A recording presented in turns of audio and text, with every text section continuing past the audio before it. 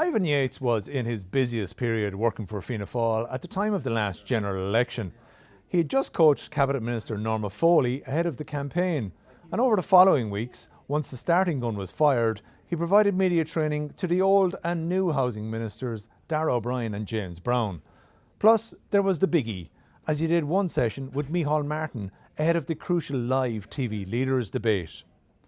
Yet, just days before the general election was called, Yates was on RTE dissing Sinn Féin's chances. The national broadcaster even picked out his downplaying of Mary Lou McDonald's party as a highlight from the programme he appeared on. The former Fine Gael minister was well established as Fianna Fáil's choice for media coaching at that stage. The broadcaster's role in Jim Gavin's presidential election campaign, as revealed by the Irish Independent, has put Yates's media appearances in the spotlight. But his repeated failure to declare his work for Fianna Fáil is cropping up again and again.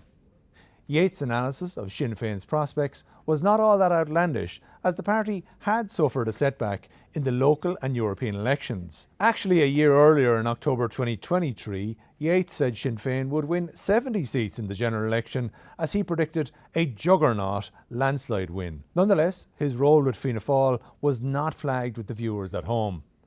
His television appearance was specifically referenced this week by Sinn Féin's Pierce Doherty when speaking on RTE. The Sinn Féin finance spokesperson said what is emerging about Yates' dual role is unbelievable. RTE says Yates wasn't on TV or radio during the specific period within the campaign where fairness and balance rules from the media regulator kick in. He did appear on RTE on 3 occasions outside of the Commission-Man election rules period, but did not disclose his association with Fianna Fáil to RTE at any time, a spokesperson said. And you can continue to follow this story on the Irish Independent.